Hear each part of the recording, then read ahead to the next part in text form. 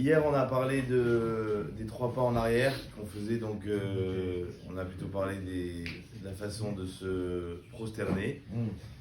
Mais avant-hier, on a parlé des 3 pas en arrière qu'on faisait lorsque on commençait la Hamida. Alors, déjà, ce que je voudrais que vous sachiez, c'est que il y a des Rachamim qui expliquent que ces 3 pas en arrière, ils donnent une image, une parabole à cette idée-là. Lorsque on apprend à un enfant à marcher, on le laisse venir vers nous, et souvent quand il commence à réussir à faire les 3 premiers pas, le papa qui l'aide à marcher, il recule un peu, encore 3 pas en arrière, pour lui donner une possibilité de continuer.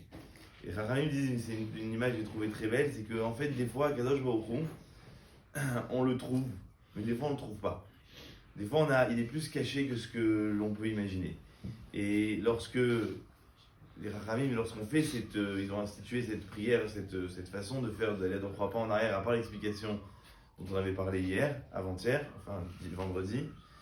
L'idée ici, c'est quoi? C'est de dire que nous, quand on vient parler à Kadosh Baruch Hu, on sait que des fois il est un peu absent, entre guillemets absent, ça veut dire qu'il est un peu caché, mais on sait toujours que c'est pas parce qu'on ne le voit pas à chaque instant qu'on arrête de croire en lui. Et ça, c'est une très belle image que l'on fait avant de commencer la Hamida. Et ce que je voudrais surtout vous dire, c'est parler aujourd'hui du premier verset qui est Hachem Sefatai Tiftar, Ufi Yagid Teilatecha. Je vous avais expliqué que normalement, logiquement, on doit joindre Gaal Israël et tout de suite après la Hamida. D'accord? Donc là, il y a un verset qui interrompt ce qu'on appelle Geoula la Tfila. Il y a une mitzvah de joindre les paroles de délivrance, comme il est écrit Baruch Ata Hashem Gaal Israël, et de les fusionner au maximum avec la Hamida. Et là, tout d'un coup, on nous met un pasouk au milieu qui, a priori, interrompt cet élan. On aurait dû normalement le dire Baruch Ata Hashem Gaal Israël, Baruch Ata Hashem Elokeinu Eloka Avotenu Eloka Avraham Eloki Yitzhak. Et là, on nous place un pasouk. Pourquoi on nous met ce verset? Alors, vous avez bien compris que ce verset, en fait, il est considéré comme une partie de la prière.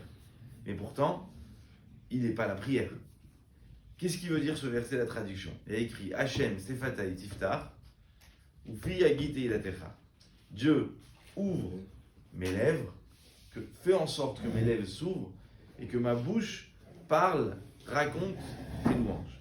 Alors le Rabbi Tzadok HaKohen Lublin dit comme ça, le prix de Tzadik, il dit que il faut savoir que en fait à l'intérieur de chaque homme, on en a parlé d'ailleurs, c'était avec Gabriel ou un des Avrechim, à l'intérieur de chaque homme, il y a un soi, il y a un lui-même. Il y a nous à l'intérieur de nous. Ce nous, on a souvent du mal à le retrouver. C'est pas facile de savoir qui on est réellement. Qui on est réellement, c'est la partie divine qui est à l'intérieur de nous. Les garçons, qui on est réellement, c'est la partie divine qui est à l'intérieur de nous. Cette partie-là, on a besoin de la laisser s'exprimer. Pour qu'elle s'exprime, c'est un srout. C'est pas n'importe qui arrive vraiment à ressentir la partie divine qui est en fait l'homme, puisque l'homme il a été créé à partir d'Akadosh Baruch Hu. Et bien cette partie qui doit s'exprimer à l'intérieur de nous, elle ne s'exprime pas tous les jours. Pourquoi vous croyez qu'il y en a qui font des dépressions? Pourquoi vous croyez qu'il y en a qui ont du mal à être heureux, à retrouver le bonheur? Parce qu'en fait, on a du mal à trouver le vrai. L'homme, il est sans arrêt à la recherche du soi-même, mais encore plus aujourd'hui. On essaye de prendre confiance en nous, on essaye d'avoir des coachs de vie. Mais en fait, ce que l'homme a réellement besoin, c'est quoi? C'est retrouver cette partie qui est lui-même. Qui est quoi? Qui est la partie d'Akadosh Baruch Hu. Si l'homme il arrive à retrouver cette partie-là, il n'a plus de soucis dans sa vie.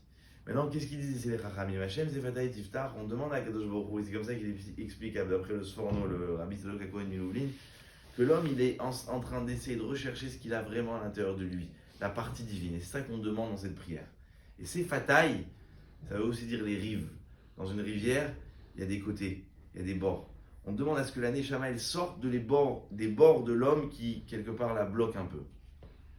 Pour finir, vous savez que je vous demande en même temps votre accord. Je pense que vous l'accepterez et de toute façon, j'ai pas vraiment le choix. Mais la semaine dernière, j'ai eu un rave au téléphone qui m'a demandé de nommer la Sifria au nom de mon grand-père, le père de mon père. Et le père de mon père, en réfléchissant un peu, il avait 2 midotes. Il avait la première mida qui était de jamais dire de la shonara. Jamais mal parler. Jamais.